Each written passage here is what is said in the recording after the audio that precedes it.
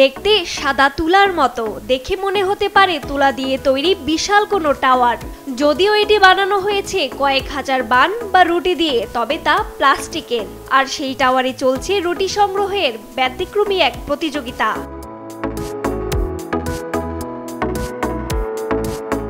নিয়ম অনুযায়ী ৩ মিনিটে সবচেয়ে বেশি সংখ্যক বান সংগ্রহ করে ভরতে হবে ঝুলিতে, আর চূড়ায় উঠে নিতে হবে সবচেয়ে উঁচুতে থাকা রুটিটি, যা সৌভাগ্যের প্রতীক বলে মনে করেন স্থানীয়রা।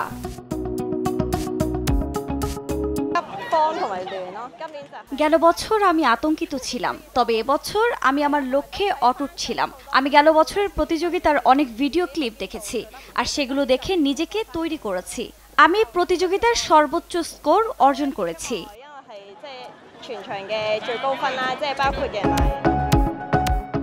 বিজয়ী পুরুষকে বানের রাজা এবং নারীকে বানের রানী আখ্যা দেওয়া হয়। শুনতে অবাক লাগলেও এমন এক অদ্ভুত প্রতিযোগিতা হয়ে গেল হংকংয়ে। প্রায় ৯,০০০ বান দিয়ে সাজানো হয়েছে ১৪ মিটার লম্বা এই টাওয়ার। ঐতিহ্যবাহী এই উৎসব দেখতে ভিড় করেন দেশি বিদেশি বহু পর্যটক ও দর্শনার্থী।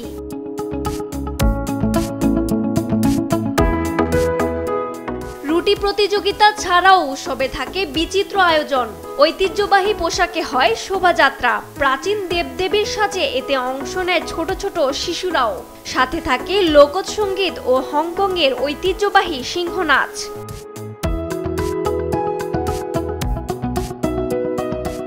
প্রতি বছর ঐতিহ্যবাহী এই উৎসব আয়োজন করা হয়ে থাকলেও করোনার মাঝে ৩ বছর স্থগিত ছিল এই উৎসব। রজনী রহমান, নিউজ ডেস্ক, দেশ টিভি।